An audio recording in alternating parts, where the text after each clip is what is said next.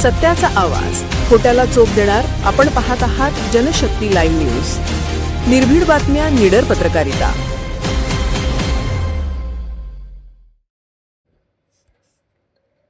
कामगार व शेतकरी व श्रमिकांच्या हक्कासाठी 12 फेब्रुवारी रोजी देशव्यापी संप. कट्टरपंथी व कॉर्पोरेट धार्जिण्या धोरणाविरोधात जनआक्रोश.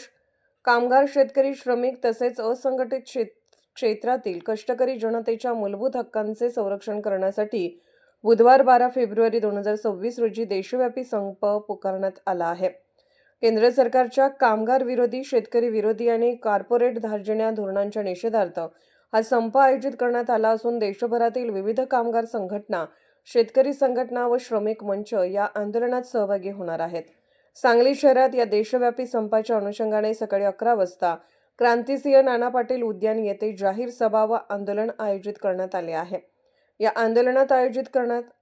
या आंदोलनात कामगार, शेतकरी, असंघटित क्षेत्रातील श्रमिक, कंत्राटी कामगार, फेरीवाले व विविध संघटनांचे पदाधिकारी मोठ्या संख्येने सहभागी होणार आहेत. 4 नवीन श्रमसंहिता आणि तथाकथित श्रमशक्ती धोरण हे कामगारांचे हक्क कमी करणारे, नोकरीची सुरक्षितता धोक्यात आणणारे आणि मालक वर्गाच्या हितासाठी तयार करण्यात आलेली असल्याचा आरोप संघटनांनी केला आहे. त्यामुळे हे सर्व कायदे तात्काळ रद्द करण्यात यावेत अशी ठाम मागणी आंदोलकांकडून करण्यात येत आहे.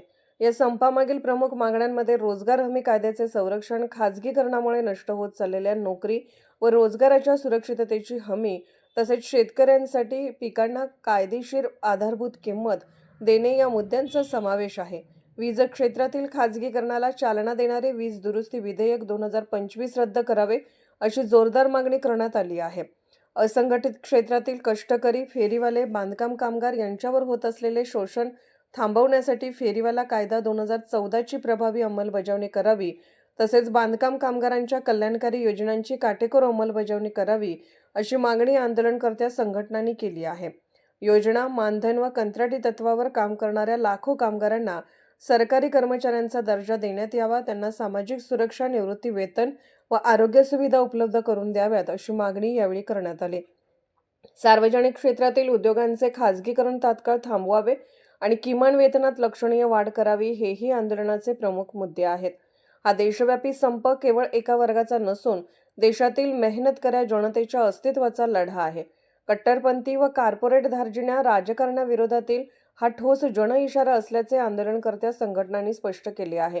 केंद्र सरकारने या मागण्यांकडे दुर्लक्ष केल्यास आंदोलन अधिक तीव्र करण्यात येईल असा इशाराही यावेळी देण्यात आला. जनशक्ती लाईव्ह न्यूज चॅनलला लाईक करा, शेअर करा आणि सबस्क्राईब करा.